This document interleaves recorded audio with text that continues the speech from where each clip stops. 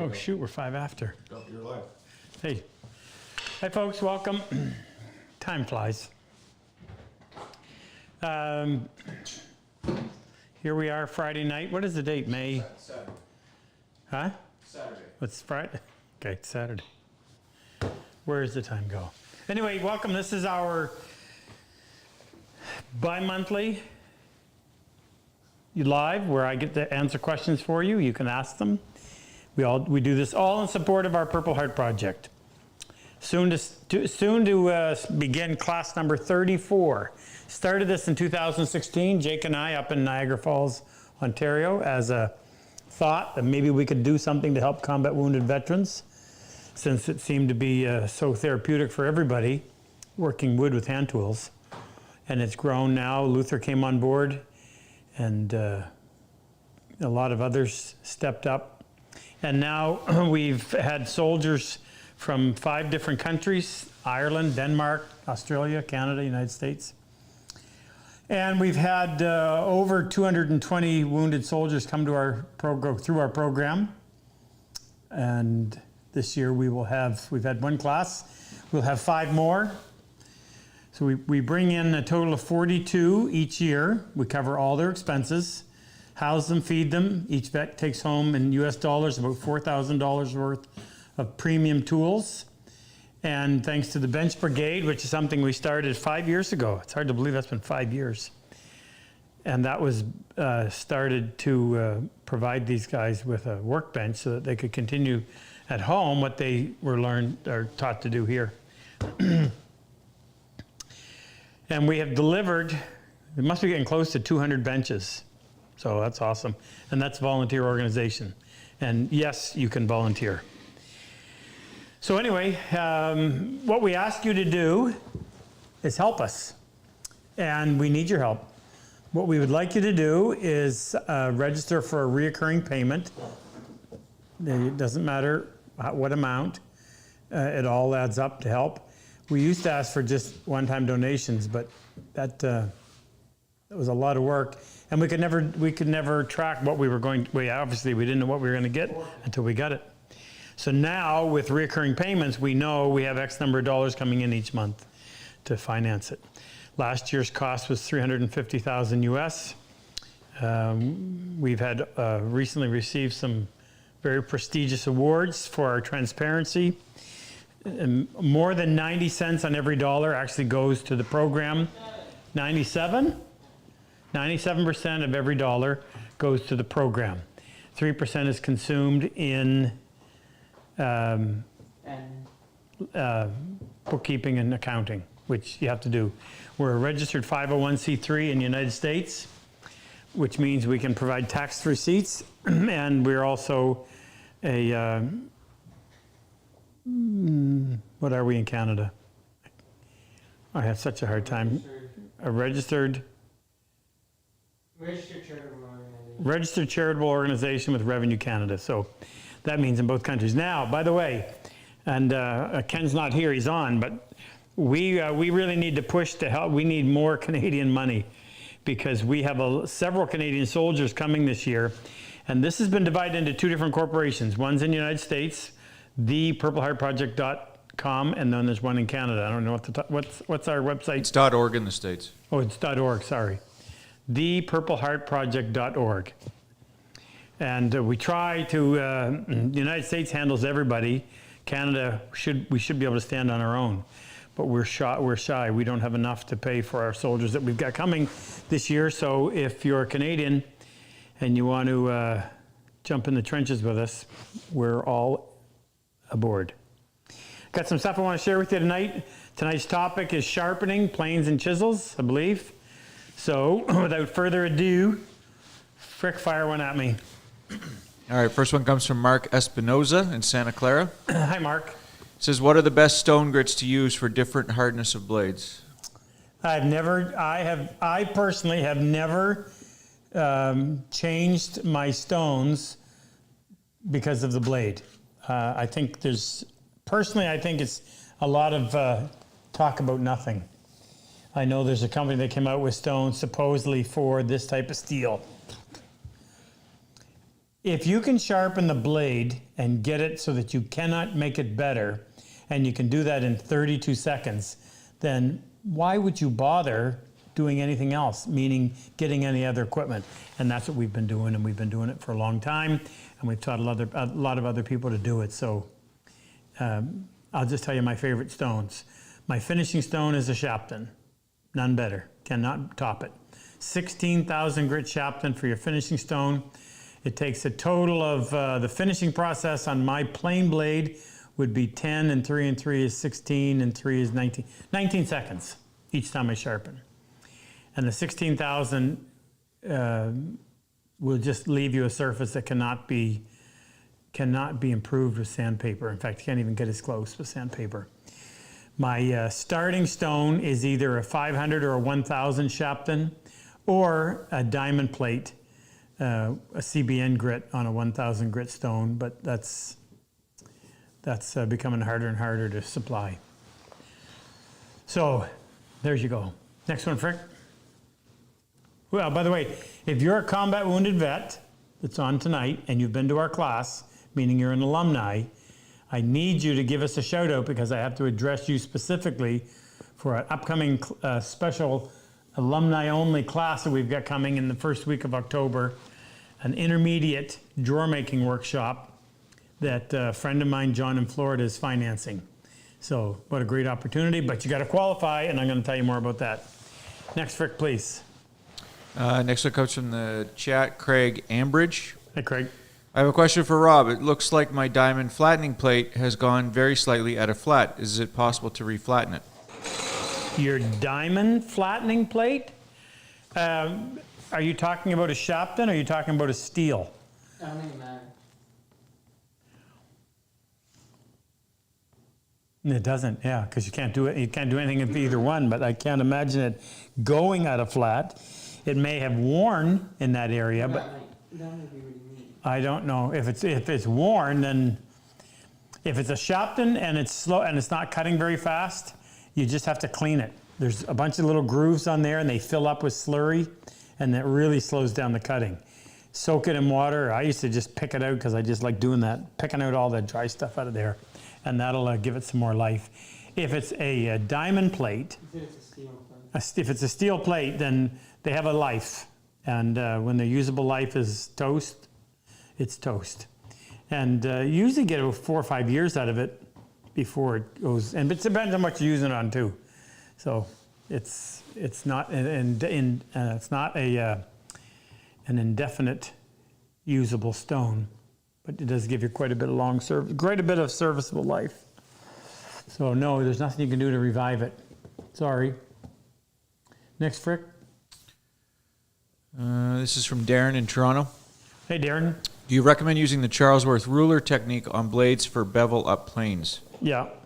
The only time I don't use a Charlesworth ruler trick is on a scrub plane blade. That would usually be right here, but it's not. A scrub plane blade, because it has a radius on it, and that wouldn't work. Never use it on chisels, but I use it on all my plane blades. I use it on scrapers. Show you what I mean. If you notice, there's a little polished strip on my cabinet scraper on both sides, so I use it on that. Saves a whole lot of work. I use it on scraper planes like this. This is the number 85, patterned after the Stanley 85. This is a Lee Nielsen product. So I don't know if you can see it, but on the back of that, again, why would you polish all of that when that's not the part that gets used? So all the scraper, I use it, where else do I use it, Jake? Block plane. Block plane. Well, I guess I said all plane blades. And a chisel plane too. Chisel plane, the little one over here. Can use it on that one. I don't use it on the router plane blade just because it's a small area, easy to do it the regular way. I use it on spoke shave blade, on the back of spoke shave blades. This is a Stanley, what is this, number 80. And I would use it on the back of this one as well. Again, it's just a little polished strip right along there. Saves a whole bunch of time.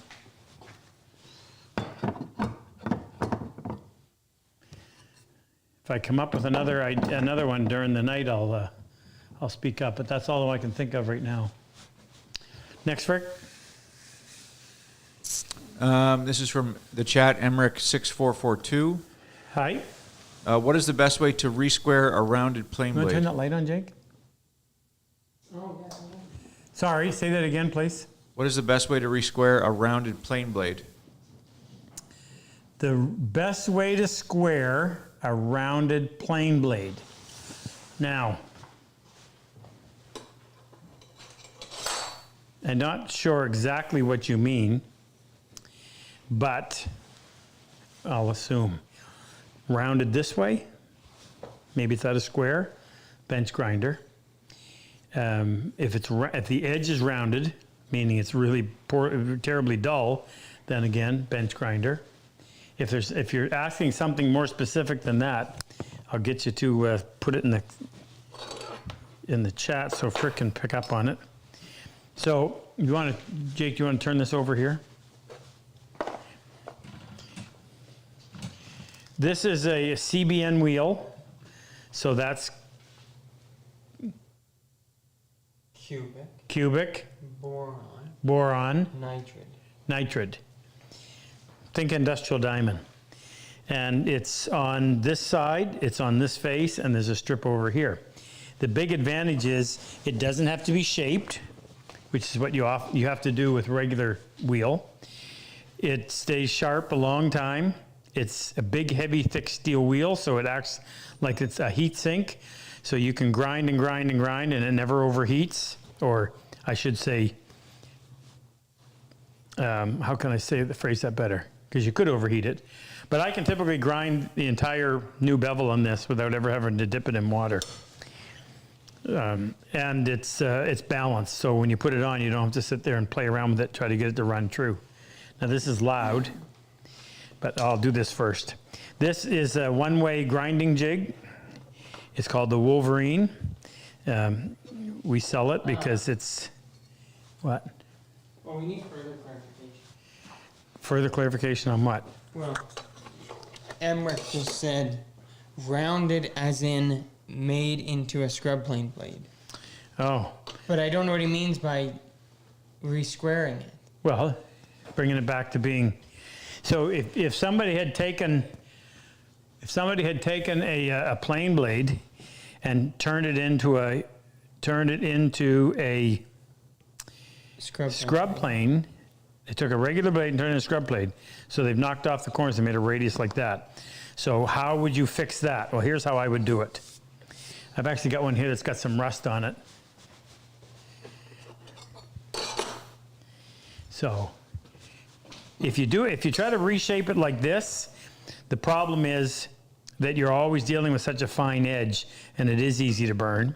So instead, bring your grinder out like this, set it so that the base is needs to be up a little bit more, like that. Okay, and I would literally go in, and I would grind the end back to being square. Now, obviously, you need to have a square in order to check it. So I keep that in my pocket. You can do it you can start off by doing it by eye.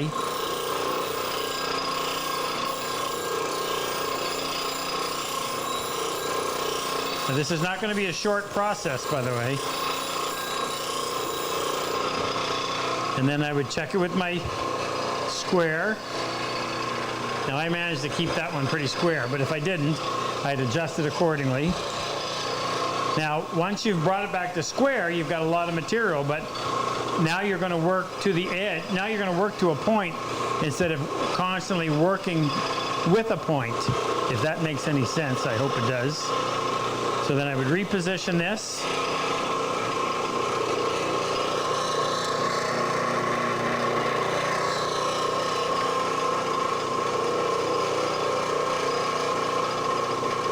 By the way, happy Mother's Day to all the mothers out there.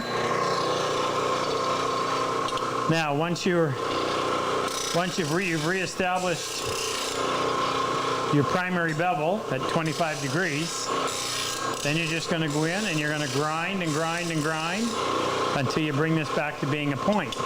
But you don't take metal off really quickly. So it's going to take some work. And that's not even, it's still cool. And what I'm doing, I'm keeping it tight to the face of the tool rest, which is nice because it's a great big thick piece of steel. And that too acts like a nice heat sink. And you've got lots of support, unlike the little tiny ones that usually come standard with the grinder. Throw that away. This little unit, I think, is $70, Jake? Grinding jig? Yeah. And you may have to Except pad for it right up. now. What? Except for right now, it's 20% off. It's 20% off? Wow. Buy one. It's 20% off right now, today and tomorrow. Depending on the style of grinder you have, you may have to raise this up. So here I've got a block of plywood underneath it. Or you may have to put a block underneath your grinder and raise it up. But this attaches to the platform. And then I'm just going to grind away for a little bit and show you how well these work. And now what I'm doing, sorry, I keep getting carried away. Keep it tight to here. Don't allow it to ride up on the stone and come off of here. Then you get multiple facets on here. It looks terrible. So I'm keeping my pressure this way with my left hand. And I'm not driving it into the stone. I'm light. But that is not as wide as this, so that's why I have to go from end to end. Now, in order to do this accurately, if you try to approach from over here, you'll probably hit that corner. So what I do is I move laterally, and then while I do, when this side of the blade gets in the middle of the stone, I'll engage, and when this end of the blade gets in the middle of the stone, I'll disengage. And I don't pull it back very far. But I always disengage at the end. If you don't, you double grind in those spots and you start to wear those corners away. Frequently flip it over and check. That crest right there is the easiest way to tell how you're doing. So you can take your square and just go right there like that. And I can see that I've worn away more here than there. So remember, that translates to this side. So now what I got to do is work a little more on this side. So I'm disengaging this side before I get to the end, so that the majority of the work is being done on the left side of the blade. And don't go too far before you stop. Check again. And that's actually back to being right on. So just resume the process.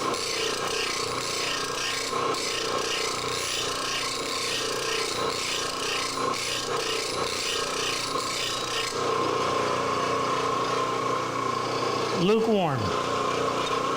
Under using a traditional wheel, 1, 2, 3, 4, you'd have to dip, or it would just get hot because the wheel was porous.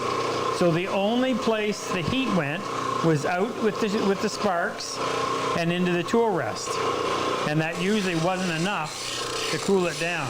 But this one, you can just keep on going. In fact, the only reason I stop is just so I don't end up going too far or I get too out of square without catching myself before it gets there and fixing it.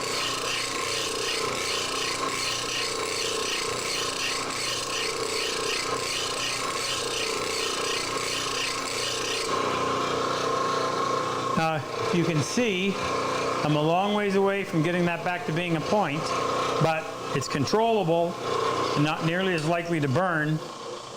So that's the way. That was a little more of a lesson than just how do you turn a curved blade back into a straight. How many people do we have on, Frick? 300. 300? Any vets to say hello to? Yeah, but not enough yet. All right, keep going. So I want to give a shout out to somebody. In our last class, Willow Bennett was here. He came from, I love the way he said it and I can't mimic it. Where'd he come from, Frick? Willow. How did he say it? Puerto Rico. We don't say it the way he says it. Came from Puerto Rico. How many restaurants does he have that are Michelin rated restaurants? 7, I think. Author of at least 2, if not 3 cookbooks. And he did some cooking while he was here, and it was great. This arrived in the mail the other day. How many did he send? At least 10. Everybody, all our staff, this one belongs to Sid. So Sid, if you're seeing this for the first time, here's your book. He sent a book to everybody that helped in the kitchen and all the guys that work here, and autographed them. And really nice quality book. What a nice thing to do. Thank you, Willow. Big shout out to you. All right, I got a few more things to talk about too, but give me another question, please. Oh, by the way, he made lobster bisque. I mentioned the bisque. And it was fantastic. We have lobster night. So on the Friday night, everybody gets a 2-pound lobster, and if they're not lobster eaters, then they get a Frick Barbecue's filet mignon. And he said, save your lobster bodies. And he made lobster bisque the next day, which I just had some. We froze a bunch of it. I just had it the other day. It was delicious. And what else did he make? Oh, he made 4-bean salad, and it was awesome. And he did he spent quite a bit of time giving the girls in the kitchen some tips. Next, Frick, please. Next one comes from Walter Villette Hi, Walter. in the chat. He says, what do you think about Tormek sharpener to grind primary bevels? Well, of course, you're just getting my opinion. They're too slow. Yes, you can't burn them because they're bathed in water, but oh my, I don't have the patience for that. I'm going to hard sell you on this CBN wheel. The single biggest reason, well, I'll show you something. So we make these.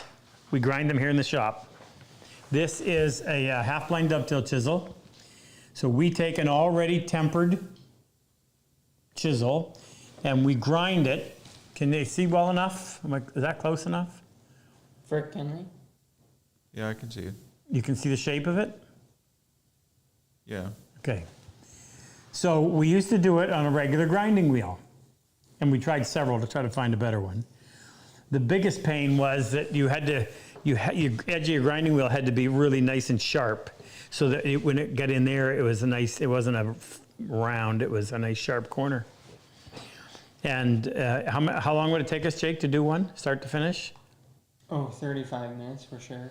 35, possibly 40 minutes to do a chisel.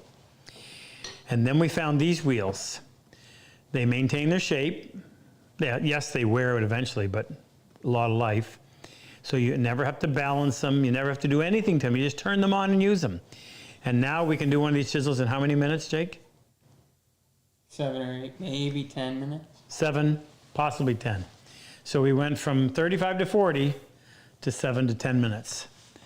Now, if you're doing this as a hobby, that's time's not your factor. But standing over there, and if you're using a traditional wheel and you constantly have to dip to cool it off, or if you're using the one you mentioned, it just takes way too long. And you know what? The primary bevel is not important. The only function of a primary bevel is to get material out of the way so you can go in on your stones and create the actual part of it that's going to, polish the part that's actually going to do the work. So just getting that material out of the way, whatever way you can do it without destroying your chisel, meaning taking the temper out. So I don't have one of those stones, and I never would buy one of those sharpening kits because of that. It's just way, way too slow. Sorry. Next, Rick.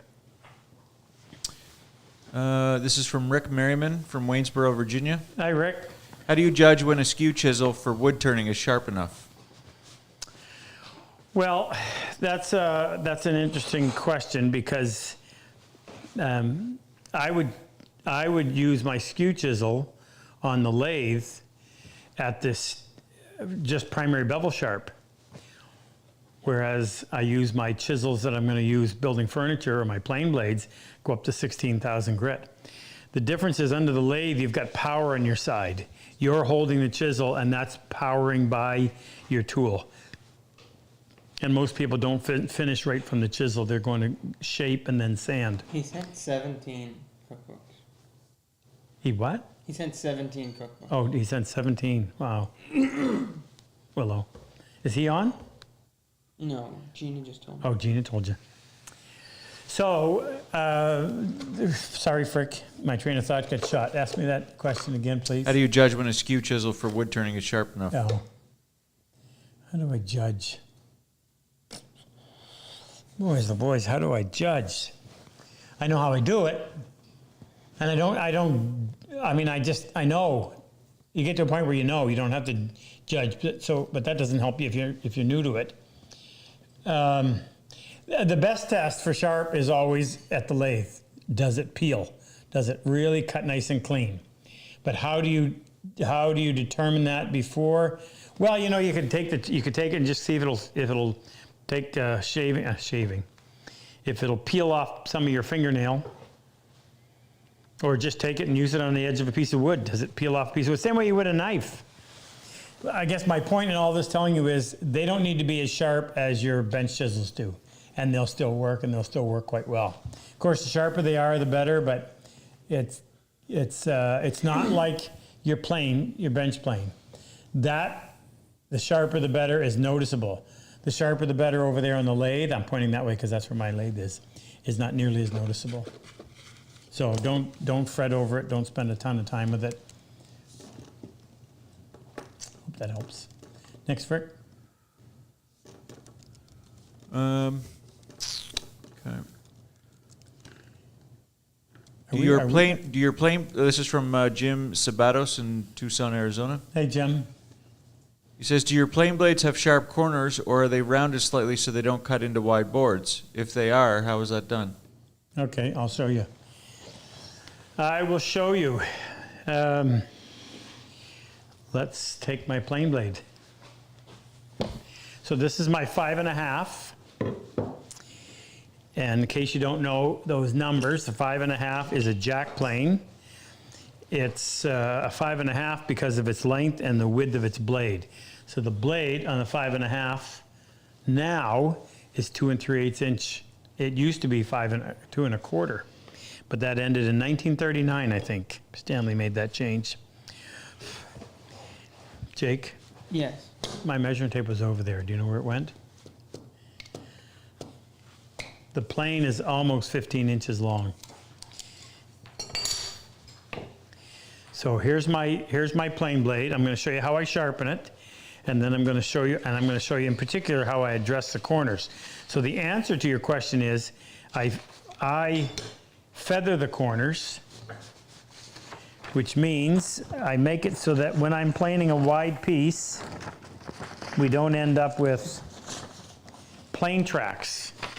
That's where those corners, as you mentioned, dig in and make a mess or leave heavy tracks. Can you find me a piece of wide wood that I can demonstrate this on? Yeah. Do you want hard or soft? Oh, give me something hard. A piece of poplar, put it right in the middle. Okay, I'm going to use my 1,000 grit, and I'm going to use my 16,000 grit. I'm going to come in here and I'm going to flatten my stone, which is something I always do first before I start the process. Only takes a few seconds to do. And then I'll spritz both. Sometimes I use a 500 or 1,000 grit Shapton. Other times I use this diamond plate. So I'm going to set my blade down, and I hold my blade a very specific way. I always have 4 fingers out there so I can distribute pressure uniformly along the cutting edge. I locate the primary bevel. Actually, you know what I should do? I should go in and let's take this whole process. Let's go over to the bench grinder first. Can you use cherry Well, any wider than that? How wide do you need it in? Well, It's overlapping passes, isn't it? all right. Can you turn that over here? Okay, I'm going to go in, my secondary bevel is getting a little bit long. So I'm going to Don't go know in. what that means. Well, that's not long. That's probably 2/3 of the way, 2/3 of the width before I would do this, but I'm going to do it so I can demonstrate it to you. So I'm going to eyeball this and adjust it until when I hold that up, it appears to be. Now I can spin this.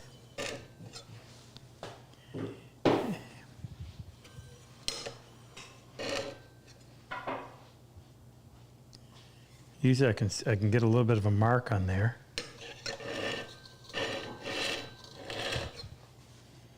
Okay, I'm touching down here, so I'm a little bit low still. So I'll drop that down or aim it in towards the stone a little bit more. Hold that. Stick my fingers over there and I get that steel in my fingers. Still not there.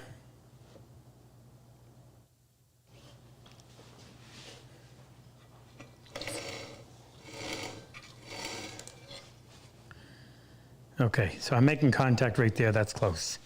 So we'll turn this on. Tight to the face of the tool rest.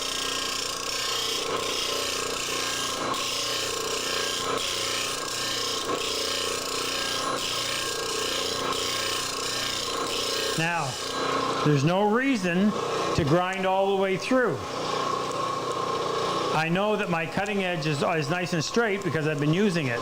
All I want to do is shorten the shiny spot so that it doesn't take as much work each time I resharpen. So the most common reason for regrinding is that your secondary bevel has gotten too wide and you're having to polish too much steel each time you resharpen. So I just come over here and shorten that. Now I'm looking at it and I'm getting close right here, so I'm going to avoid this corner.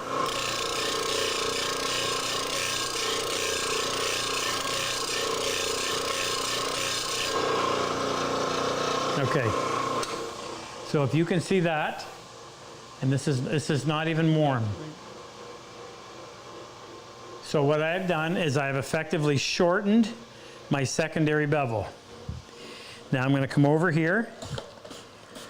I hold it a very specific way so my four fingers are close to the cutting edge. I set that down until I can find, you can hear it, I find the secondary bevel, pardon me, I find the primary bevel, that's the 25 degree, and then I raise it up slightly. And I do these little circles and I count to 10. And when I'm doing this, I don't move my wrist, I lock my wrist and my elbow, and I pivot from the shoulder, and I do tight little circles so I can keep that as accurate as possible. I wasn't counting 10, and this is more typical of the speed, but I do that until I get a burr on the back side. I didn't get one yet, so I'll go a little bit more. Think about uniform pressure across the entire width of the blade. As soon as I can feel a little burr, then I'm going to come over here to my 16,000. Now, the only thing I'm going to do different is when I get here, I'm going to raise the blade up a little bit higher than I did over there, but it can't go beyond 45 degrees or that will make it so that blade won't work in the plane. And I'm going to go 1, 2, 3, 4, 5, 6, 7, 8, 9, 10. Without doing anything different, I'm going to push down on one corner for 3 seconds, and then I'm going to push down a little more on the opposite corner for 3 seconds. So what I did was I pushed like this, and then I pushed like that. What that does is it feathers, just creates a light feathering. Don't say rounding over, because it just feathers the outside corners ever so slightly. And we're going to check it to make sure it worked. And then I put my sharpening rule on here, lay the blade over, and I apply the Charlesworth ruler trick by spending 1, 2, 3 seconds deburring the blade. Now, Want to make sure you get all the moisture off because steel doesn't like water at all. Take my chip breaker, put that on there, flip it around, push it forward so it's about a 32nd of an inch away. How come I'm not using my other plane, Jake? You don't?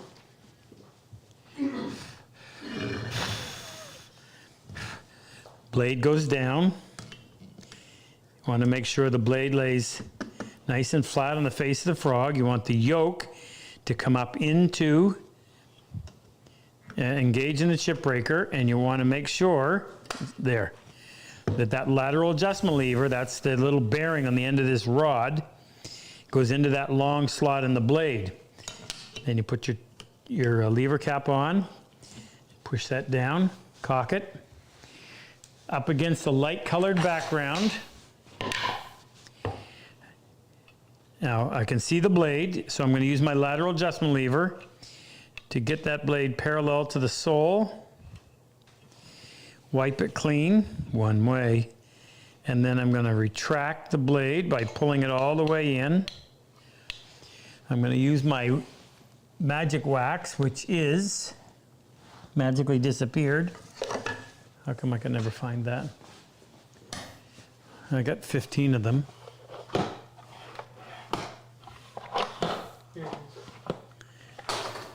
Yeah, they were right there. A little bit of wax. Just reduces the friction so that your effort is spent pushing the plane over the board. No. Pushing the blade through the wood instead of pushing the plane over the board. Angie's keeping an eye on me. Introduce her too. So we want to go in there, we want to make that surface. Now we're going to have to take 3 passes on this. So the first thing I want to do is get my blade set. So while I'm planing, we have what's called the adjuster on here, and that's an upgrade that we invented 4 years ago or so. And it replaces, you always have to have time for a little commercial. I thought I had a first generation one in here. Oh, I got a couple of examples.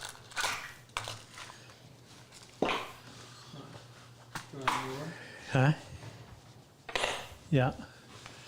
I want to show you what we did and why we did it. So here's what they use. This is called the adjustment wheel, and that is what you would turn in order to make the blade come out or to retract it. And once you start using a plane, you realize that this is a type of adjustment that you want to be able to do on the fly. And this is the standard one. And Stanley used to actually make it that small. Well, the smaller the diameter, the less torque you have. And it would be almost impossible to turn that thing, especially if you got tired fingers. So we came up with this idea. It's called the adjuster.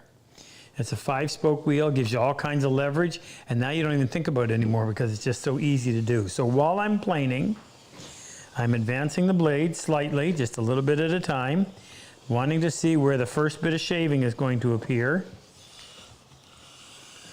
Okay, it was just maybe a little bit heavy on the right, not much. So a slight movement of the lateral adjustment lever toward the side that seems to be protruding deeper than the other side. That looks pretty good. So I'm going to take a little bit more. A little bit more. Nope, that is still a little bit heavy on the right side. So a slight adjustment, went a little bit too far. No, that was way too much.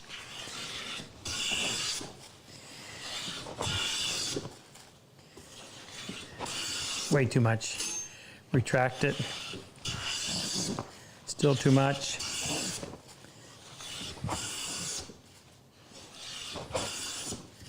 Retract it further.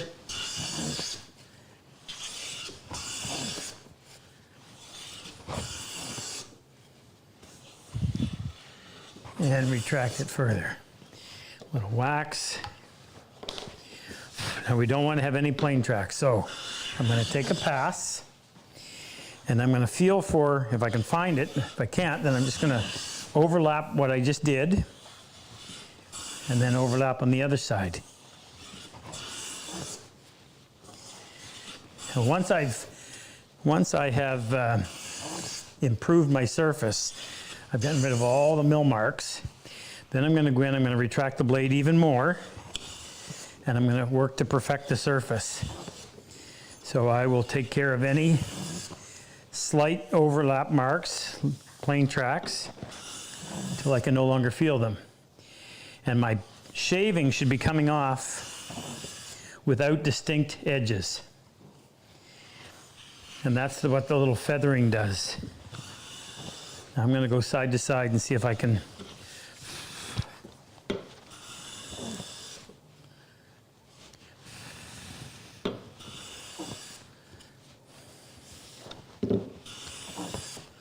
I'll check this to make sure it's flat. It is, no light. And I don't feel any plane tracks. So if you were to look at that blade edge under some magnification, it would look like this. It would have a slight, then it would go straight, and then it would have a feathering again. So this is obviously exaggerated. So when you're bringing your blade up, if you're taking a heavy shaving, this is what you're seeing projecting below the sole. So you're going to have sharp edges. And that's why I say that once you've gotten rid of all your imperfections and now you're trying to really make that surface perfect, then you're going to keep pulling your blade in until you're eventually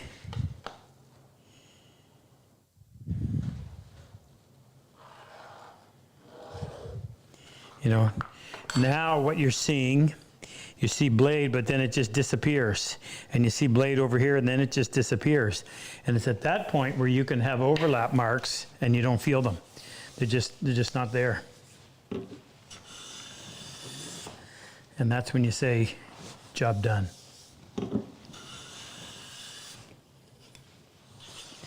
Next question. Next one's from the chat, Sergey Ermakov. Hey, Sergey. He says, "Hi Rob, for the plain blade working on the regular hardwood, what angle of the primary and secondary bevel do you recommend?" Plain blade working on regular hardwood. I don't do anything different than I would on softwood. So my primary bevel is going to be 25 degrees. Now there are some that do 30, but 25 I think works better. That's the primary bevel. Have we got that little, that piece of wood that we had looking like a blade? You know what I'm talking about?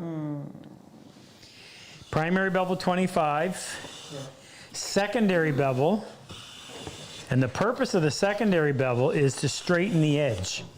So when we go over to the bench grinder and we have to establish a new edge, like the earlier question, to go from round back to being square.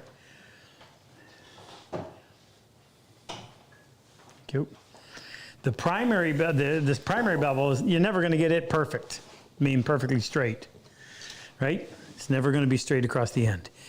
So you go to your secondary. Now your secondary is done on the 1000 grit, and that cuts quite aggressively. And what that's designed to do is to go in and get rid of any irregularities on that surface so that your edge is now straight. Straight being shortest distance from point to point. Okay? So your secondary bevel gives you a straight edge. So here's my primary. There's my secondary. It's actually a little bit longer than that. Need to modify this. The board would have to be too wide in order. The board would have to be really wide to really have things to scale. Right. This is just looking at the profile. I'm just wanting to go in and alter this a little bit to make it look more like what the secondary would look like. Can I use this? Can't. No.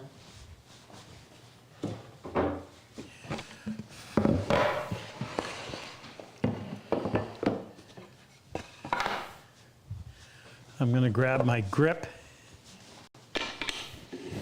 And I'm going to go in here and I'm going to alter this.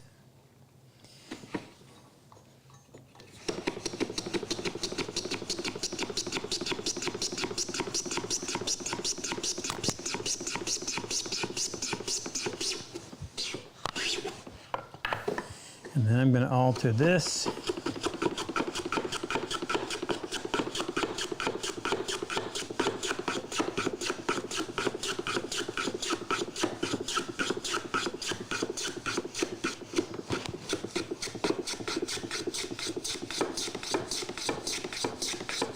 Bear with me.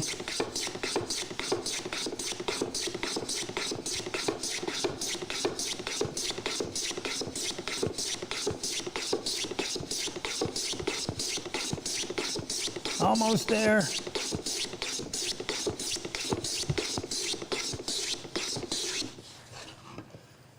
Okay. Now I'm going to go in there and make that even smaller, because this one is even smaller. Okay. Which one did you have painted? The primary and the tertiary? Yeah.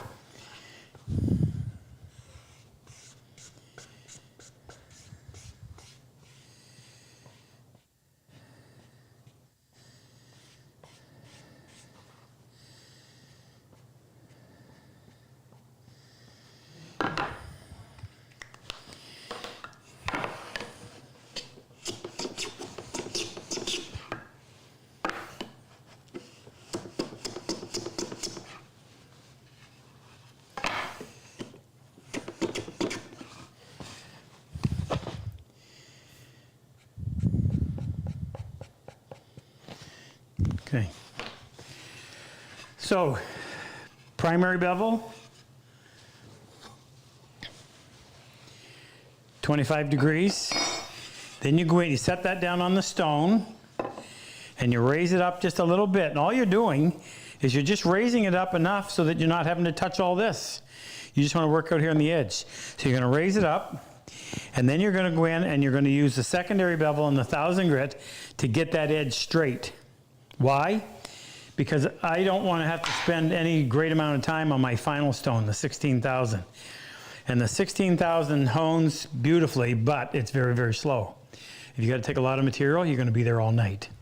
So if I can get this edge perfectly straight on the 1000 grit, when I put it down on the 16,000, as long as I elevate it just a little bit higher than what the secondary bevel was, the only thing touching is going to be the actual leading edge. And because the stone is flat and I've straightened the edge on the 1000, then it's just the very leading edge that's touching, and I only have to spend 10 seconds to just polish that little wee strip right out there. So that's all that's polished. This is a different color gray, and this is a different color gray. This is this part that looks like a mirror, right out there, that little tip. And then you flip it over and you do your back bevel. So what was the question, Frick? Make sure I covered it. Can't remember. Can't remember? If I didn't, ask it again. How many people do we have on? 365. All right, so let me do a couple of other little announcements. So Jake, combat wounded vets? Maybe 28. 28 on? Oh, no, only 5. What did you say? What was the 28 about? I thought you were asking about how many plots. Oh, no, it's over 30. So if you've been to our program, if you are one of our alumni, combat wounded vet, alumni PHP, that's 33 classes you could have been in. We, thanks to my friend John in Florida, who's financing this, wow, between he and Santa Claus and the other John in Florida, there's some incredibly generous people. We are going to have an intermediate drawer making workshop. It's in October. I think it's the first or second week of October. And we have room for 12. So you have to qualify. And the idea is that you are going to make, I thought I had it right here. Jake, help me out. Here it is. We are going to make as part of, what? It's over there on top of the... There's the finished one. Well, that's the proper one, because it's got copper. Right. So, you want to get into class, you go online and you buy this. It's 4 pieces of wood that have been prepared, 2 pieces of poplar, 3 pieces of poplar, 1 piece of walnut. It's been flattened and thicknessed, but it's not the exact width or the length. You got to do that. This is what you're going to submit to us. You're going to kind of make a drawer. No drawer bottom. Don't worry about that. And it's going to have half blinds out here, through dovetails in the back. It's going to be finished right off the hand plane, and we can tell. We're going to measure it, make sure it's square, measure it to see how well you paid attention to the dimensions. And then when it comes in, Gina will number them. So I have no idea whose it is. We're going to make a big deal of this on a live. And then we're going to pick out the 12 best, then we'll unmask them and tell you who won the spot. But so if you are a combat wounded vet, been to our class, and you'd like to apply, do so. We'll send you one of these. It comes in the box. You're going to return it in, and also comes with return postage. So your only cost is the initial shipping and the cost of the materials. Okay, that. All right, I'll leave it at that, and then I'll pick up and tell you about a few other things as we go. Whenever you get enough vets to me to say hello to Jake, please do. How many is enough? Now, let's do it. Okay, there's 5. John Beck is on. Hey, John. John's a Vietnam vet. Santa Claus. Santa Claus, yes, he's also. Well, he's not the Santa Claus. Santa looking Claus. But he is, yes. Whitebeard. Jason Summers from Portland. Oh, Jason was here in October, April. Yeah, last month. Yeah, sat up front. Yeah. I remember. Center. Toyney Payne. Yes, we sent one of these down to Tony. So Tony's all the way down in Aussie land. Tony.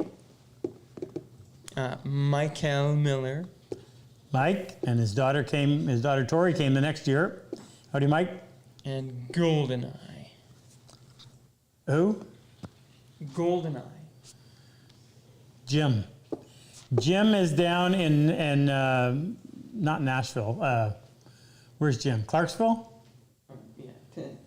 Clarksville, yeah. And Jim's applied too. Hey, Jim. Great bunch. We've had 220, I think, if I was to be specific, I think 226. So that is wonderful. All right. Keep going, Frick. Give me another one. Next one's from Should Heavy. be a hot topic. It's the most important thing in hand tool woodworking, sharpening. It's from the chat from Heavy Water D20. He Heavy says, water D20. can the thin blades in the older Stanley planes be replaced with a new thicker blade like what is in the plane Rob is using? Yep. No. The reason I said it like that. So here's the problem. If you try to put, Jake, can you grab me have we got a Stanley kicking around here? It's always better to show it than it is. I can get one. If you try to put a thick blade in an old Stanley plane, the problem you're going to encounter has to do with the chip breaker.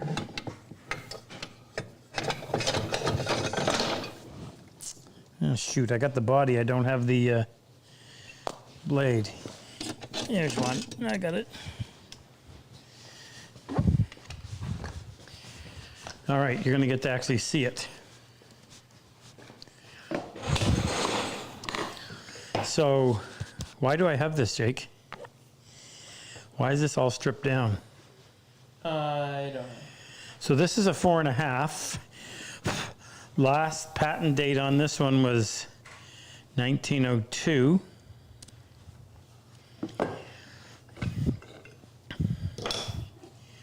And I'll open this up.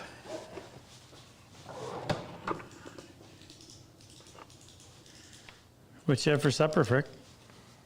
I made smash burgers. Yeah, how were they? Good. My son has some friends over, so that's what they wanted. So here's the old Stanley blade. Let's measure it. I'm going to guess and say it's 78 thousandths of an inch.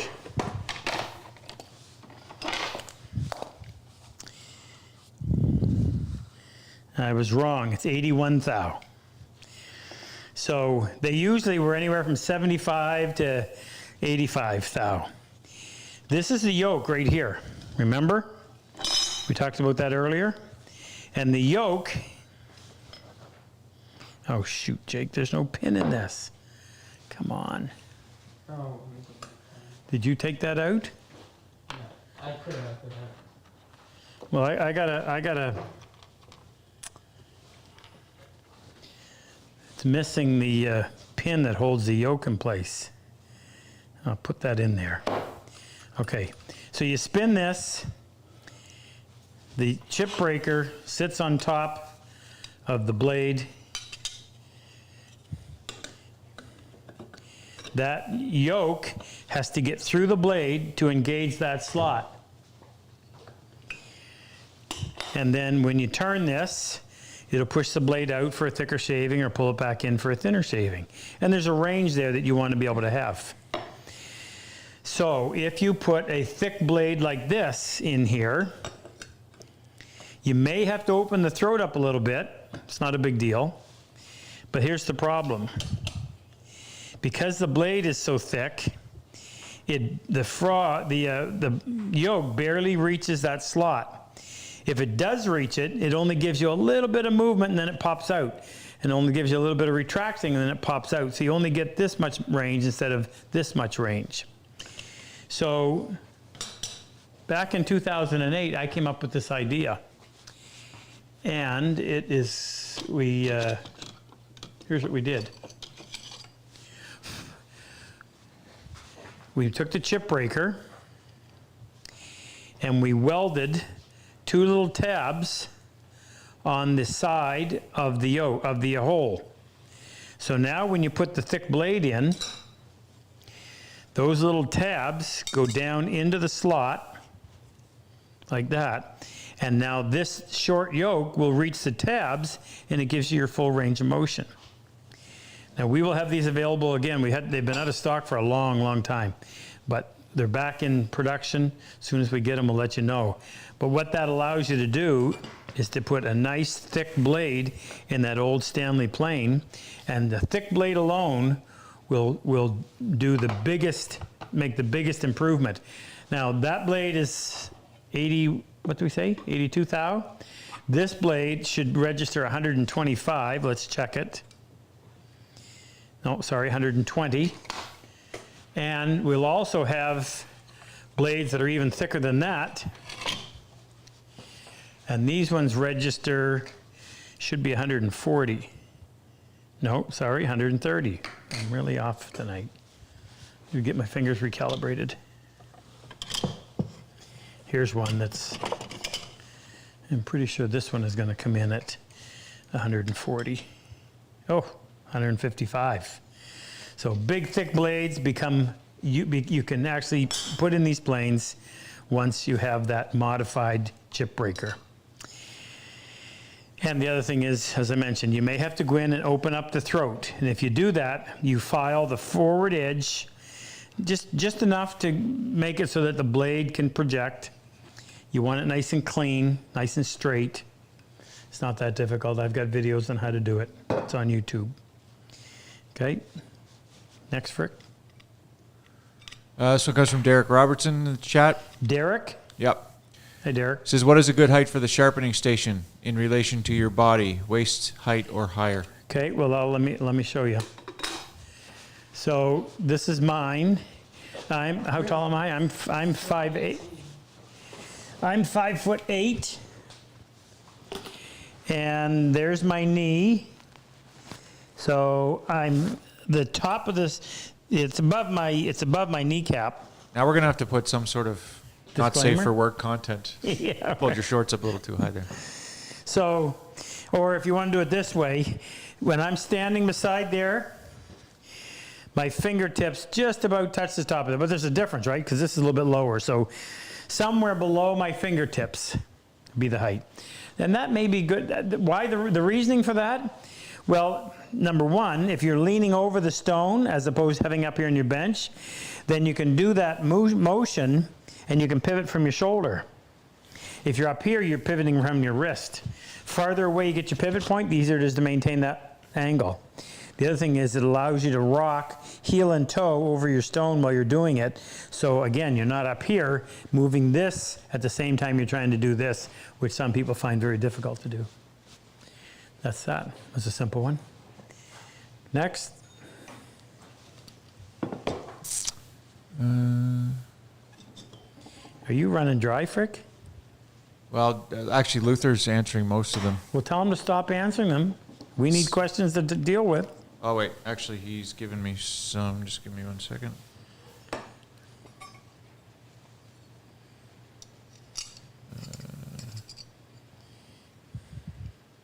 Here's one from an email. I'll get you an answer while I'm sorting through these.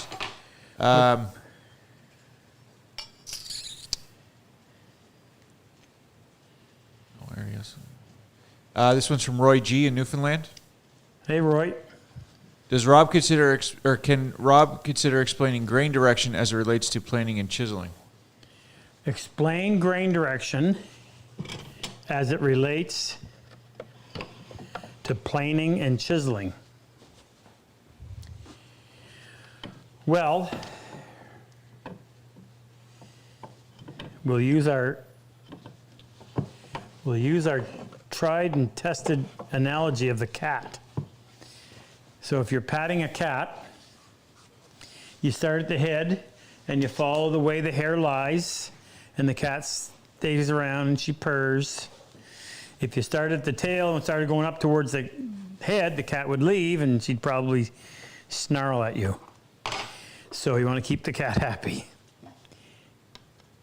When it comes to planing, if you follow the grain, which is not always possible, as the fibers are cut, they're supported by the fibers underneath them. And as a result, you get a nice smooth surface. Sometimes if you go against the grain, if you want the technical part of it, I'll explain that too. The fibers in wood are held together with a natural adhesive called lignin. And that lignin is not terribly strong. Now here's how I demonstrate that. Jake, you gonna follow me? Here's a piece of, whatever happened to my measuring tape? It's like, you know, my best. Might be the one in that drawer, left bottom. Left bottom. Wrong left. Here's a piece of pine that measures 5/8 of an inch in thickness, 7 inches long, 5 1/4 inches wide. And I could sit here and do that all night, and I don't think I could break it. But I can take it this way, and it takes no effort whatsoever to break it. So why is that? Why is it so much stronger one way than the other? Well, the wood fibers, if you think of them as long straws, are very strong across their length, like that. But as those straws are all held together to form the piece of wood, the bond between the straws is not terribly strong, so you can quite readily separate it. So when you start planing a piece of wood or chiseling, need a bigger bench. Grab a chisel.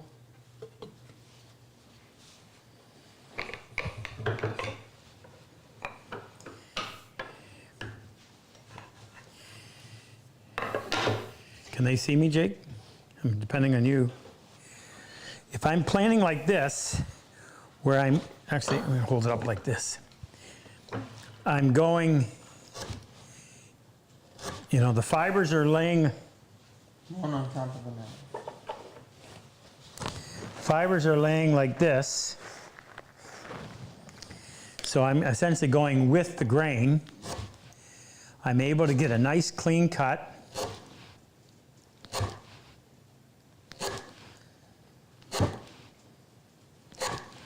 I can get a nice smooth surface. But what would happen if I went across the grain or against it like this? I'm going to try that and see what happens. Doesn't want to. We always face more resistance, right? Oh yeah, a lot. And it tears. And see that? Why did that happen that way, but it didn't happen this way? When I was doing it this way, it was nice and controlled and nice and clean and easy to do. And I could peel it off. Let me get it back to being clean again.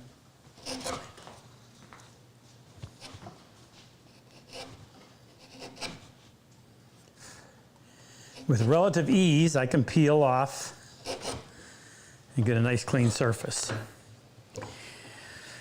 So if you're playing with the grain, you should get a nice result. If you're playing against the grain, you're going to get torn wood. So if you're pairing, if I need to pair that surface, I always want to go downhill. If I go uphill, I'm going to get in trouble. With your hand plane, with a good quality hand plane, and I'll demonstrate this. Now without determining which way the grain is running, I'm going to take this piece of cherry, pull the blade in, pull the blade in even more. Okay, I'm taking a fairly light cut.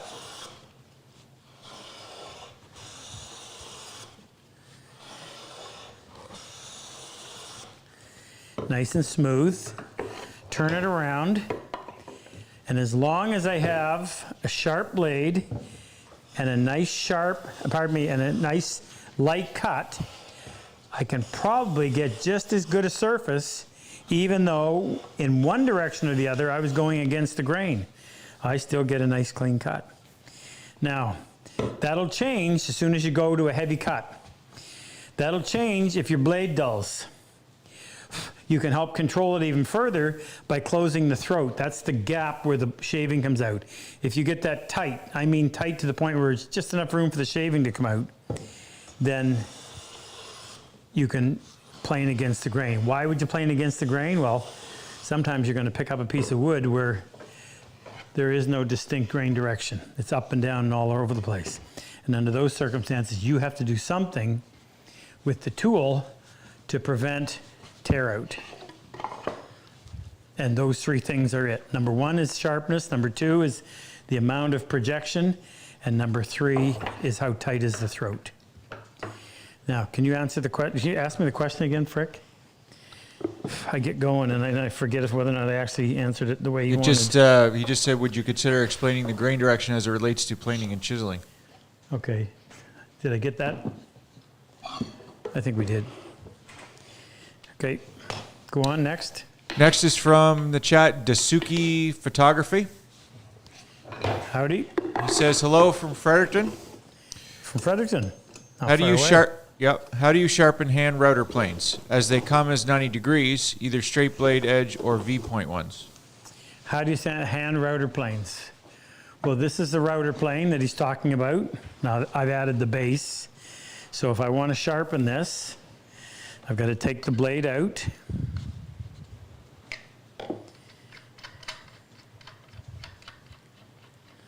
Just tear that little thumb wheel off.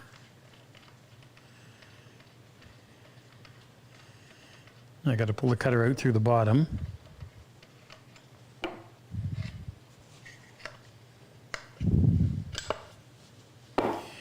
And come over to the first thing I do is I polish the bottom or the back.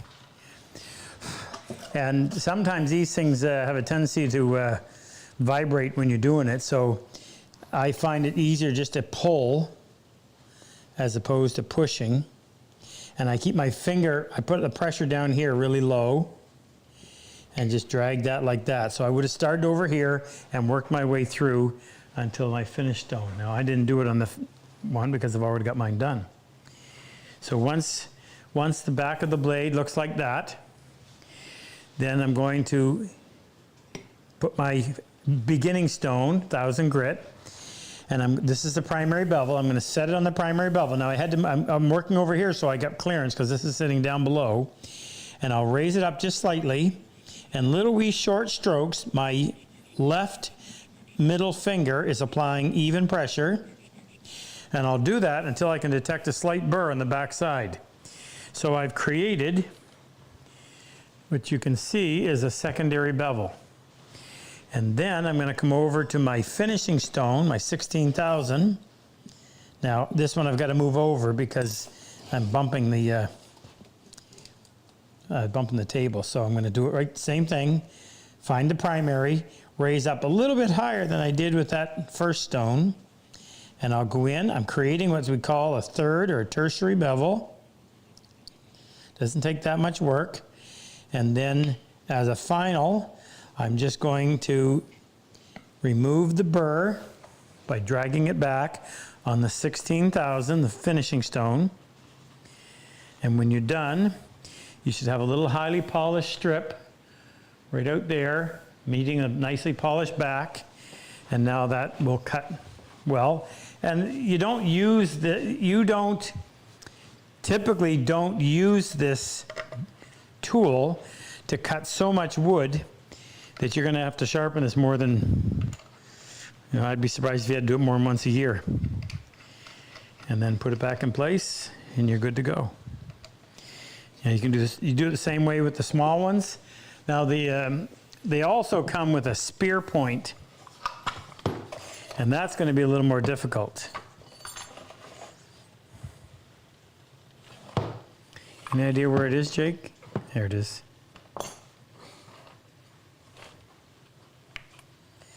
What's the purpose of the spear point? For getting into little corners. I don't use it a ton. In fact, I'm just wondering. This one's never been used. So I would polish that back, but now you've got two bevels on either side. And they're so small, you could go in there, if you could locate it, which is hard to do, because it is so tiny, and you could just polish that whole little bevel, or if you wanted to, you could actually raise it up a little bit and literally create a secondary bevel on each of those. But the interesting thing about these is I can't think of a circumstance where this creates a finished surface. This is almost always going to be used in an application where you're going in and you're removing material, and then you're going to come back and you're going to finish that surface, or that surface that you've worked on is going to be in the bottom of a joint, at which point, why do you care what it looks like as long as it has appropriate clearance? So don't get too hung up on those blades. Let me introduce something else. So we talked about this. This is out of my hair.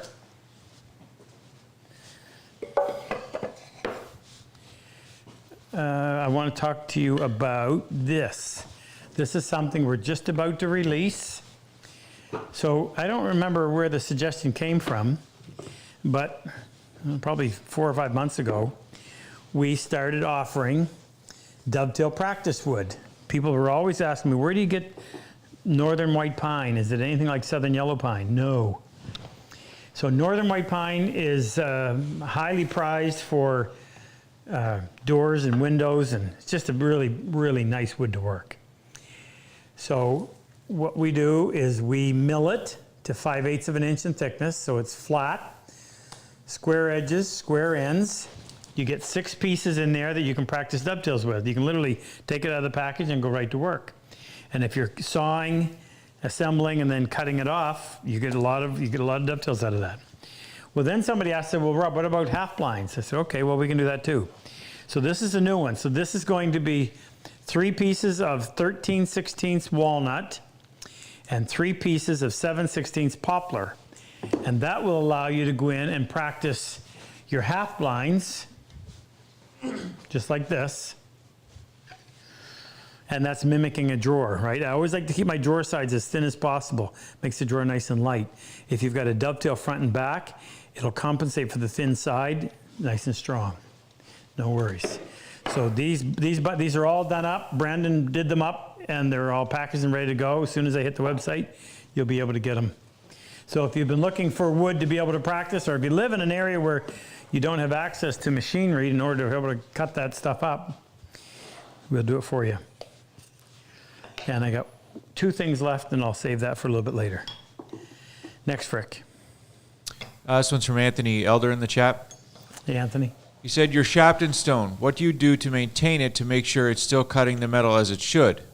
Flattening, clearing the pores, and whatnot. I have a Shapton 12K grit." Well, you can use one of 2 methods, 1 or 2 devices. That's why we started selling this diamond plate 15 years ago, because it has a 300 grit side on one side that we use to flatten the ceramic stone. And this is the B product, because that's not as flat as this. So we sell this. This is the Shapton lapping plate. It is it's as flat a reference plate as you can buy, and it is designed to go in. Its only function is to go in and to dress your Shapton stone. It only takes 3 to 5 seconds to do, and it leaves you as close to being a perfectly flat surface as you can get. And people ask me, what's the advantage? Well, when it comes to doing the backs of your chisels, the flatter the stones, the better will be the end result on your, Jake, you gotta stay focused on me, son. The flatter your stones, the better results you're gonna get on the backs of your chisels. Plain blades, that doesn't matter quite so much. But on chisels, it makes a big deal. He wandered off and left us alone. Well, we have one more vet on too. Who? Boom Boom. Oh, Boom Boom's on. Howdy, Boom Boom. Luther's twin. Next. There was a question here I can read. What is it? Oh, you're trying to find it. Let me show them this. Oh, here, yeah. How would you? This is Dave Ducharme. Hey, Dave. I haven't How heard from would Dave in a long time. Dave came to our class, one of the last classes we taught in Niagara Falls. I'm going to guess and say Dave was in 2018, although it might have been 2017, but I think it was 2018. It was fall of 18. He said, "How would you hold? How would you hold? How would you hold to sharpen a small blade like for spoke shave? How would you hold a spoke shave? A small blade like for a spoke shave?" Do you want to grab those little vice grips out of there? I'll show you how to do that, Dave, because it's a real pain. He's talking about. Several blades. Yeah, most spoke shave blades are tiny, which makes it very difficult to hold on to. So I came up with this idea, and it works well. So I take that little blade, and I take a pair of vice grips, these little mini ones, and I just grab it like that. You can flip it over too. Yeah. And then come over here to your stone. Find your primary. Now, spoke shave blades usually are lower angled than most planes. Prop it up a little bit, and you're holding on to your vice grip so it's not hard. And then you do the exact same procedure. Come over, find that primary, do your tertiary. Then I would pop that off. And you can do the steel rule on this too. You just can't make it to the other side. So I just stay in one spot. Hey, I can't see. I just stay in one spot and just move it like that. Easiest way to sharpen those little tiny blades. Frick. Yeah, I know, but you left us. I don't think we wanted to know that. You need a question? Yes. Next one's from Joe Barry in the chat. He Hey, says, "What is Rob's opinion on stropping? Stropping? Stropping. Asking Don't- for a friend. Shopping? What? Stropping. Shopping is good for both of us. So stropping is where you use a compound of some sort. I think they call it charging it on a piece of leather. And that's great for a knife. I don't think it's great for a plane blade or a chisel, and I'll tell you the reason why. I want predictable results.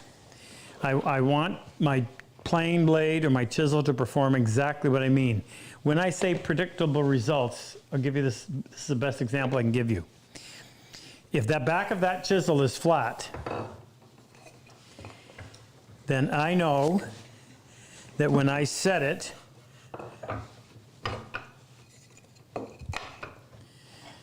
on the board,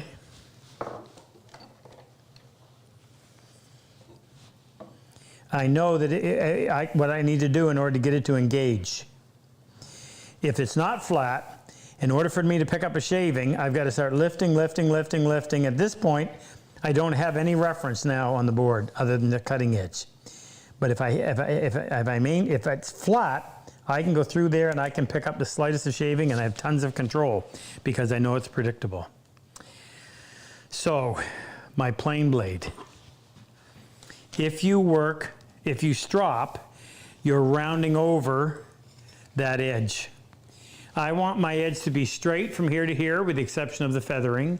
Turning it this way, I want it to be straight in this direction. You get that working on hard, flat stones like I have. You don't get that when you're stropping and it ends up turning it into a knife, not what I would consider to be a proper chisel or plane blade. There are people that argue.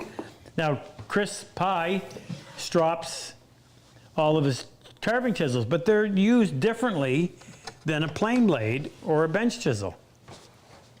That question comes up fairly regularly, and I've answered the same way every time. No, I don't strop. And my final bit is this. If you've watched, we did a video several years ago called 32 Seconds to Sharp, and it was designed to help people understand that less is more when it comes to sharpening. If in 32 seconds I can use those two stones and I can make the cutting edge perform on a piece of wood to where you cannot improve the surface of the wood, meaning it's as smooth as you can get it. Any smoother you wouldn't be able to tell anyway. If I can do that in 32 seconds, why would I break that routine to add anything into it? 32 seconds means I really don't care if you save 5 seconds. I don't care if you save 10 seconds. It's not worth my time of learning or investing in new material to save 10 seconds on the sharpening. If I was spending 15 minutes sharpening and somebody came along and said, hey, I can cut that down by 10 minutes, that I would jump all over. So I go with what I have proven to myself and to others works, and for that reason, I'm stuck on it. Next, Frick. 2 vets. 2 vets, 2 new ones? Who? Yeah. We got Kev Burris. Hey, Kev. How you doing, buddy? Kev's an retired Army EOD in upstate New York. And the Jackie Tar Joe Gushu. Joe. I remember Joe. How long ago was that? 4 weeks ago. 4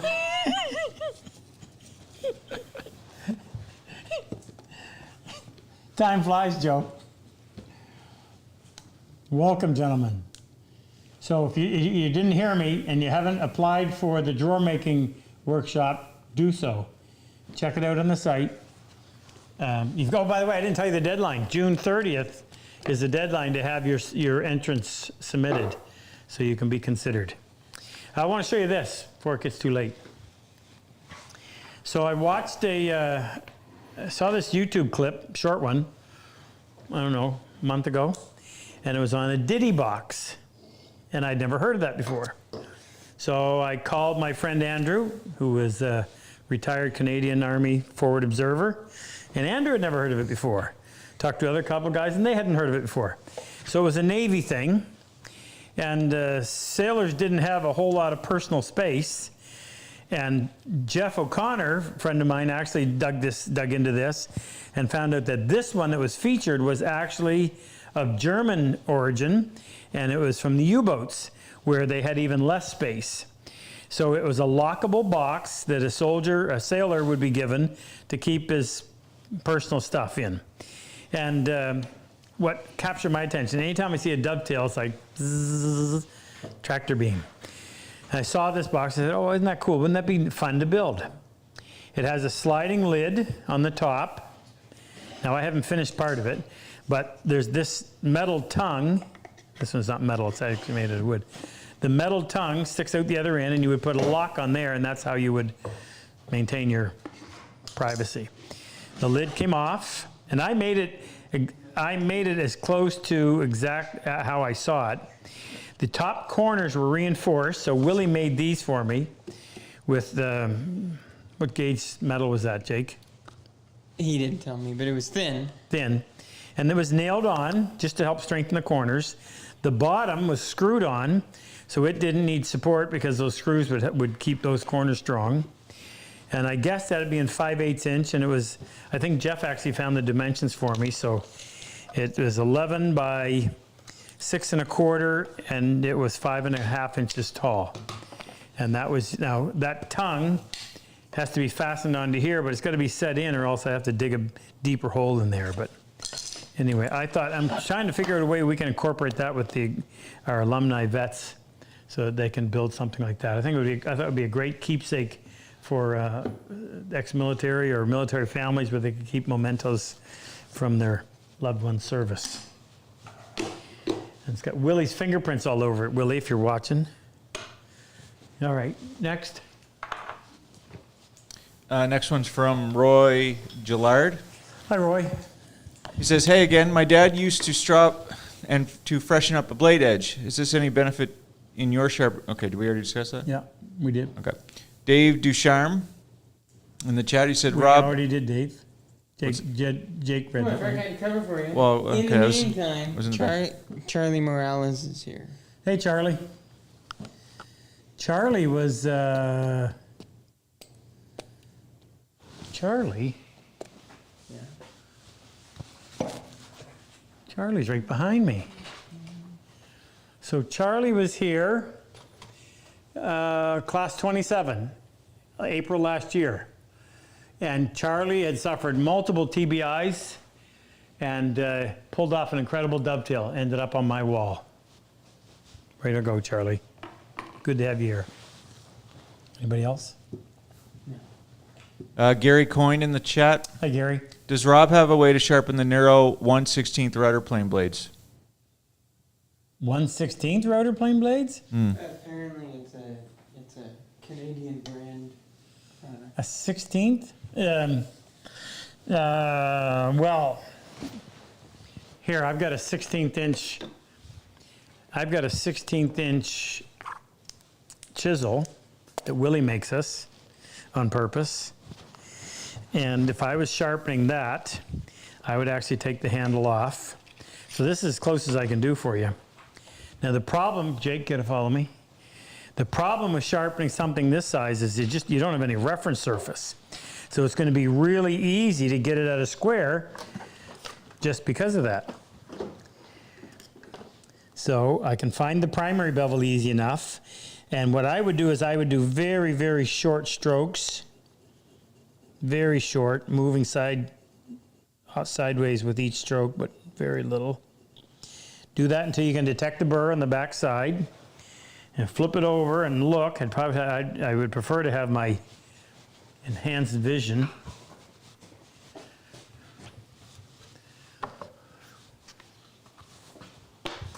See if we can get this. Okay, so I don't know if you can see it, but that was way over on the side. So I'm going to try it again.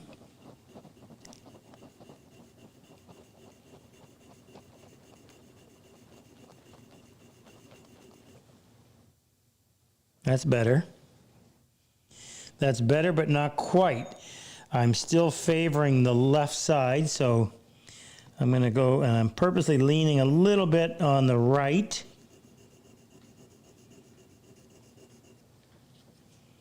I got it. Then I would come over here.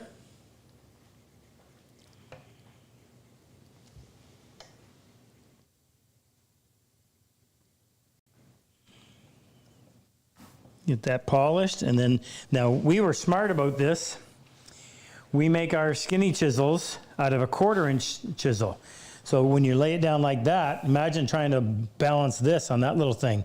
But because you've got the 1/4-inch part, you've got some stability there. And when you're grinding, you've got the stability of having it laying on that part.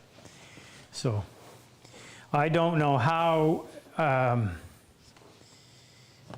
can't imagine what that little 16th inch looks like, but my only suggestion would be do it carefully. Like I It's said, a router plane blade. Right? you have such small reference surface to work with.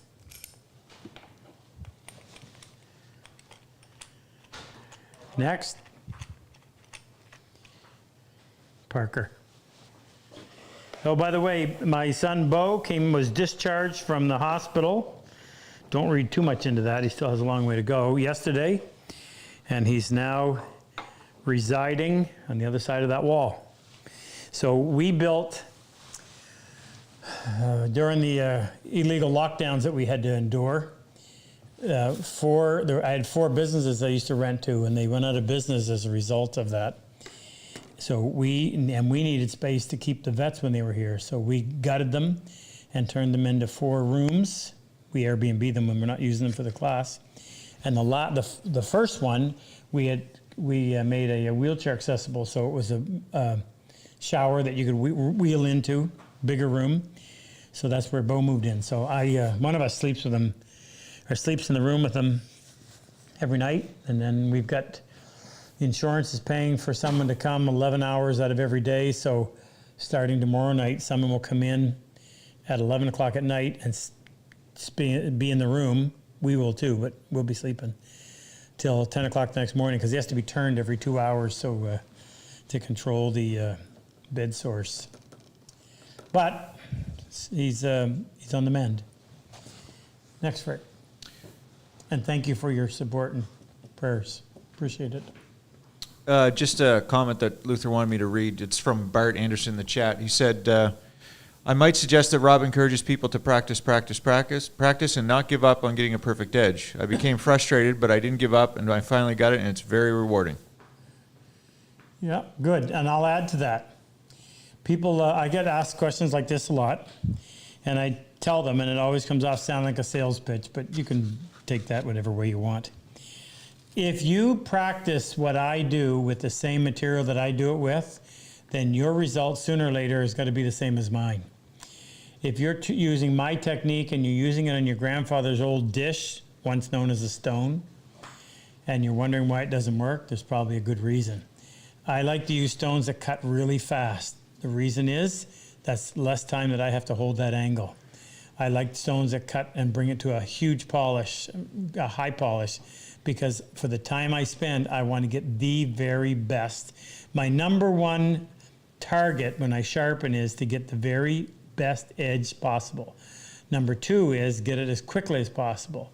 And the distant number 3 is the cost. I really don't even care so much about the cost if I'm getting what I want with number 1 and number 2. There's somebody that we're giving away 4 Dead Cat sweaters tonight. Compliments of. Can you find that out from Gina? I got it here. It's Anton Hajduk, who won it last time, and he must already have one. He donated it back, so we'll give away an extra Dead Cat sweater in our draw tonight. And this is Angie. I always have to say a big shout out to Angie. Angie's Ken's cousin, and she keeps a watchful eye over us right there. She and her sister Lynn actually do all the packaging for the Purple Heart t-shirts that we sell that you can buy. Hint, hint. Howdy, Ange. Who is on tonight? Ken, I know Ken's on, and Gina's probably on, and Luther's on. I haven't heard from Brent. No, I haven't seen Brent. Brent isn't. Next, Rick. Next one comes from the Kool-Aid Kid, 337. Hello, Kool-Aid Kid. Question, thicker plain irons versus thinner standard plain irons. Why or why not? Thicker plain irons versus thinner standard plain irons. Well, we covered that in the first part, but I'll add something to that. Trying to sharpen those little thin Stanley plane blades, they literally will flex in your hand. It makes it very difficult to get a really good edge freehand sharpening. The nice thing about the thicker blades is they're stout, and I've sharpened both, and I much prefer. And people say, well, you got so much extra material to sharpen. No, you don't. That's the reason why we do micro bevels. So we minimize the amount of surface area we actually have to work with. So I have no use whatsoever for the old thin blades. Don't know why they did it. And it wasn't out of ignorance, because the old infills had big, thick blades, so they obviously knew the benefit. It must have been either cost cutting, or maybe they were selling them to a market that didn't really need them, other than to scrape some paint off of the edge of a door to make it fit better. What's Parker doing? Parker, you staying? Me tonight? I don't know what night. Okay. Because mom and dad are coming out tonight. I don't know if they need to ride over there. Okay, let me know. So one of us, that's Bo's cousin, and somebody stays with Bo every night. So he's never, last night I was there, and 4 o'clock in the morning we were up for a half hour, 45 minutes doing what's called cough assist, which his lungs fill up with phlegm because he's breathing. He can't take a breath like we do. So this machine helps him get rid of that. So fun night. Next, Rick.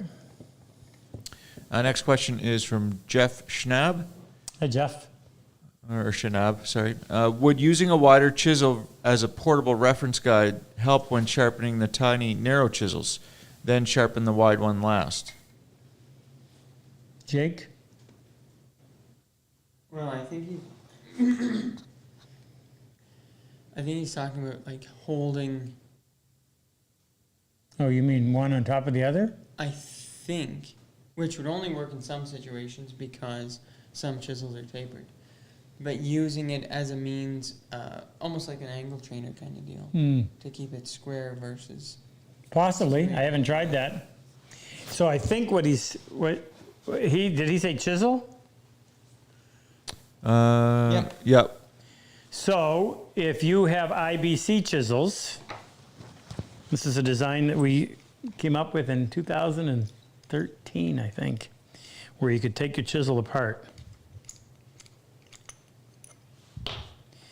And that'll lay flat on your stone. And this is uniform thickness front to back. So then you take that little skinny chisel,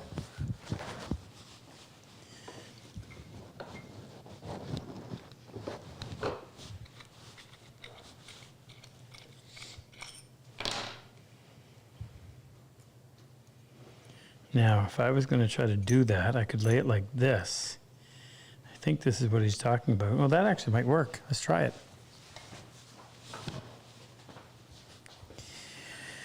So I'm holding this chisel like this. I'm keeping this one like that.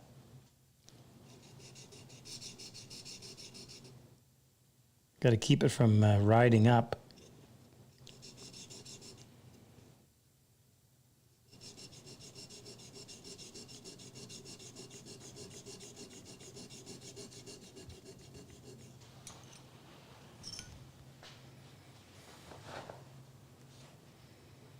Yeah, that worked. That gave me the polished part is square across the bottom. Yeah, I'm sure you can play around with that, and you can get it to that would work. Who said that, Jeff? Jeff Shanab. That's a good idea, Jeff. Good idea. We'll play around with that and see. Next, Frick. Next one comes from Eric Frana. Eric? I do find that I have a hard time getting a good, clean, polished look like you get, though I can get a sharp enough edge to work with. What tips can you give me to get that I might be doing wrong? Really good polish? Probably the Shapton stones. It's either technique or equipment. So when I'm teaching, whether it's dovetails or sharpening, whatever, the easiest fix is always to find out if it's an equipment issue. Because if it's an equipment issue, just get the right equipment. Boom, problem solved. If that doesn't solve the problem, it's necessary in order to get it right anyway. So you can't go wrong in buying the right equipment. And then if you bought the right equipment and it still doesn't work, then it's okay, what are we doing wrong? So I would say the number one problem that I would see when people are preparing the backs of their chisels is they push way too hard. Push way too hard and they stay on the stone too long without stopping and flattening it. If you're using a stone for 5 minutes, you've already dished it, and if you dish it, there goes your flat back. So light to moderate pressure, just whatever would do, the amount of pressure it would take to just start to compress a firm grape. Think about that. You push harder than that, and pretty impossible to maintain that pressure without leaning a little bit to one side or the other. So equipment, pressure, / technique. Next, Rick. Next one's from Anthony Elder. He says, okay, Hey, Anthony. I think I just, Anthony Elder, why does that name sound so familiar? He's always here. Is there an advantage to secondary and tertiary levels from a concave angle made from a bench grinder versus a flat grind?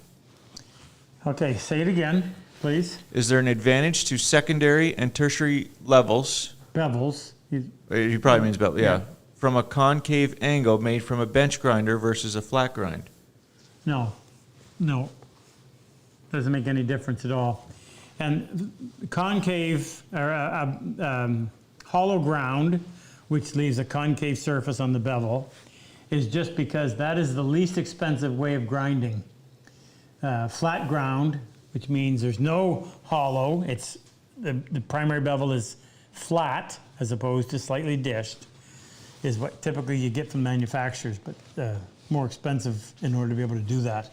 You could do it on ours because you do have the option of grinding on the side of the stone, unlike a regular bench stone.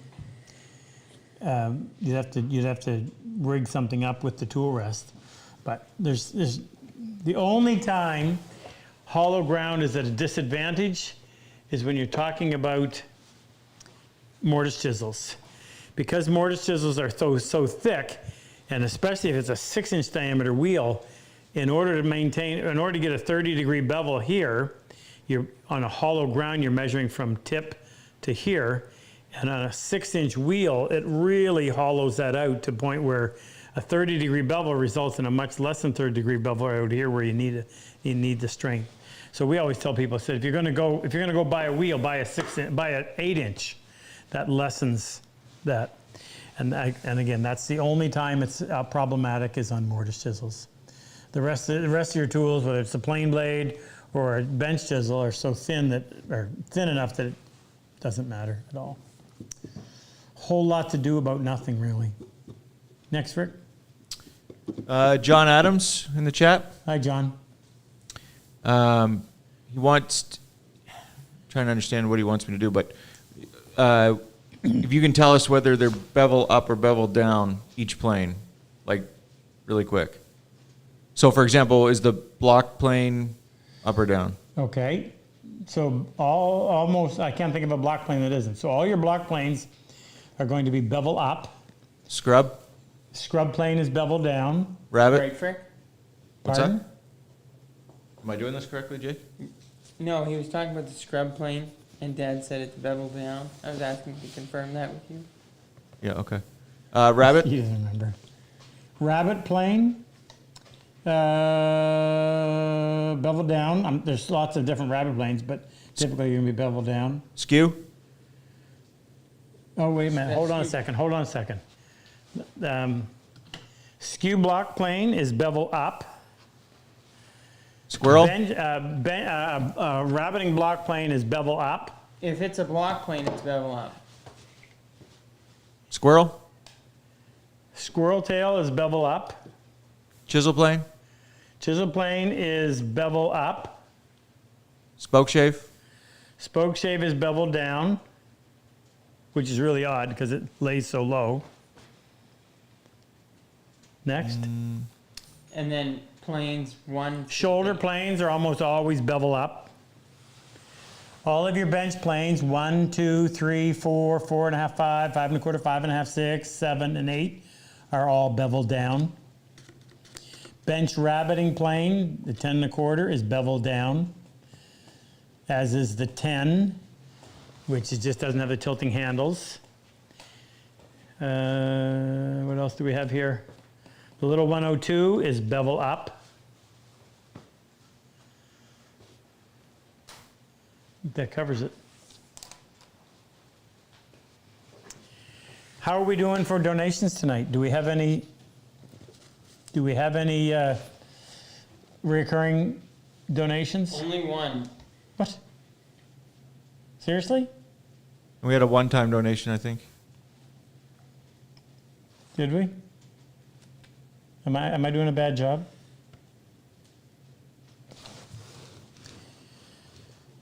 We need to, what do we need to do? We need your help. We need your help. Okay, next, Frick. Andreas Betterman. Hey, Andreas. What do you use on the surface of your sharpening station to stop the stones from slipping around? What do I do on my surface of my I just bear mine's. Well, actually, no. I use. Jake's got the. Where'd it go? Can't see it, Jake. We got a sharpening pond over there. That's just a piece of rubber, piece of heavy rubber, and we have it bent up like that on the backside so it doesn't go all over the bench. More a splash guard than anything. Yeah. We had some other stuff, but it was too stretchy, and your stones would slide around on it. I just put them on the bare plywood. The heavy holder, I use the Shopton heavy holder all the time, and that is heavy enough that keeps them from sliding around as well. Whatever you do, you want your sharpening station. The most important aspect of your sharpening station, beyond the actual equipment you're using, is it's got to be in a very convenient place that is easy to get to. So I'm working here, and my sharpening station is 3, possibly 4 steps away. If it's across the room and you got to clear stuff off to get to it, poof, you'll never do it. You have to think ahead and say, you know what, this has got to be something that is so easy to do. The first time I have an inkling that the blade probably needs to be sharpened, I don't have any hesitancy. I just go and I sharpen it, and away we go. Next, Rick. Next one is from Dustin Andrew. Hey, Dustin. I use the SATC Diamond Stone from Amazon. Are they a good stone for sharpening, or should I get a better brand? Sorry. Not familiar with it at all. Never heard of it. You're bringing it up for the first time. If you didn't spend much money on it, then you probably don't have a very good stone. You get what you pay for. And that's, wow. There's so much, I wouldn't say junk. There's so much stuff out there. That one specifically, I believe, is $18. $18? If you're paying $18 for your stone, I can guarantee that you don't have a flat stone, and you probably don't have a very good stone. The one we sell is how much? I think it's We sell 2 grades. We sell one that's flat to within a couple thou, and that is how much? Double-sided. $180. $180. We sell a standard, which is the same stone but not as flat, and that is $75. $75. If you go to DMT, they make good stones. You're going to pay approximately the same price. So use that as a guide, and you're buying one for $18? Yeah. Well, just do the math. Amazon had to make something selling it. It had to get shipped over here from wherever it was made. Yeah. You might be better off rubbing it on the rocks in the backyard. Anytime I ever bought something that I thought was a steal, the steal ended up being they stole from me. I got it home, found out what a piece of junk is. Classic example. Now, I love telling this story. Jake, where is that? Where's what? I found it.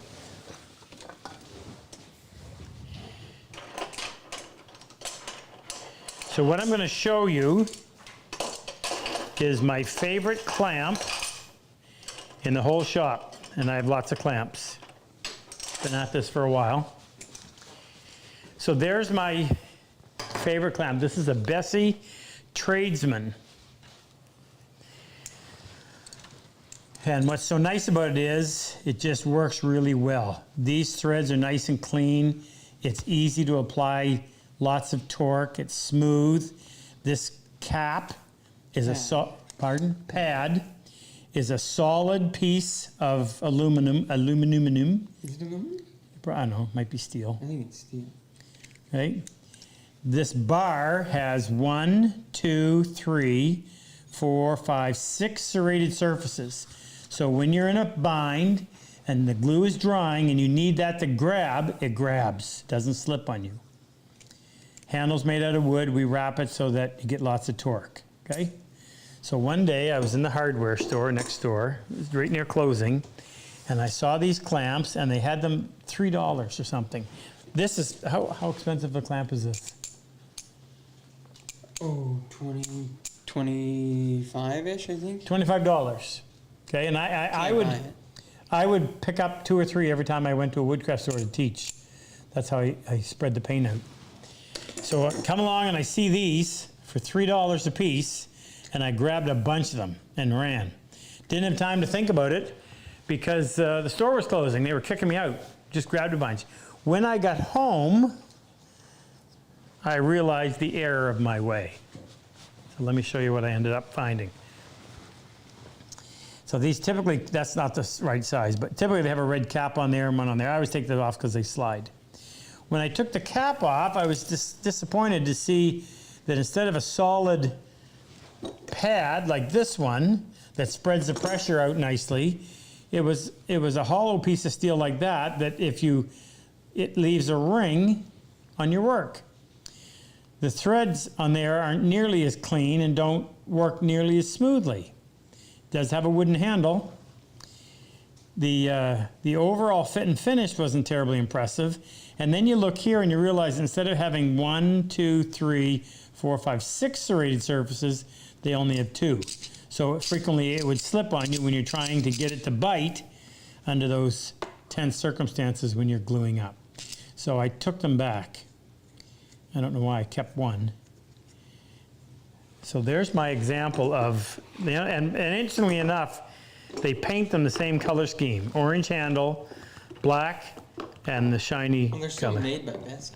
They're made by Bessie. This is the Bessie Tradesman.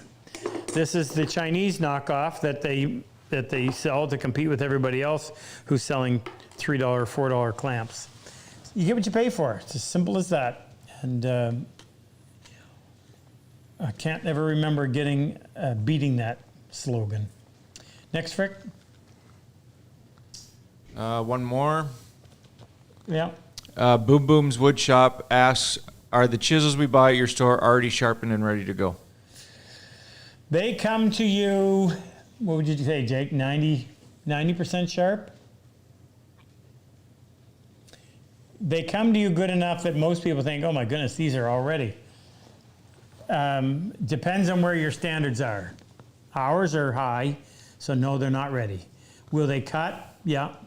In fact, a lot of times I go teach a dovetail workshop, a one-day workshop, and people show up with the chisels that aren't prepared. We don't have time in a one-day dovetail workshop to go through and do the backs and dress their chisels. So they end up using the IBC chisels as they are. And it'll, on hardwoods in particular, it'll work. You get into softwoods and it'll start to crush the fiber instead of cutting. But they, yeah, what I tell folks, what you look for in a chisel is the manufacturer should be sending it to you, not necessarily sharp, ready to go, because your standard just needs to be applied there. But they should send it to you with the back as flat as possible so that instead of you having to go in and flatten the back, you're just going to go in and polish the back. That means eliminate the grinding scratches. And too many times in cheap chisels, they look like somebody took them when they were hot and gave them a twist. They're all over the board. I wouldn't waste a minute on something like that. Because if it comes to you in that poor condition, then they probably have lousy steel in them as well. So anyway, remember this lesson when you go buying tools. Not that the price is is the only indicator, but if anybody's putting any effort into providing you with a really good tool, then there's people that have to be paid to do that. The good materials cost more than the cheap materials, so end-line consumer is going to have to pay. By the way, we have a sale on right now, if you're, in case you're not aware. How many items? 28. There's 28 items on sale right now, 20% off. And that is our spring cleaning sale, and that is today and tomorrow. Just gonna give you some of them. It's the dovetail saw, the joinery crosscut saw. No, dovetail saw, 3/4 dovetail saw. No, okay, then you say it. I don't need to say it. They gotta go check it out. There's 28. Well, I just want to give them a couple of examples. You just did. Shooting boards, dovetail saw, chisels, no. No. Oh, yes, half-blind. Half-blind dovetail chisels. Think of anything else? No. Some good stuff. Kerf X10. Marking gauge. Bunch of stuff. Check it out on our website. All right, Frick, let's give away. I take it we're only giving away 4 dead cats. We don't have any big prizes tonight. In order to get a big prize, we have to have 10 new monthly, what do we call it? Reoccurring donations. Correct. And if you know somebody that should be here at our class, if you know a combat wounded vet, would you kindly inform them and tell them about it? They can apply online.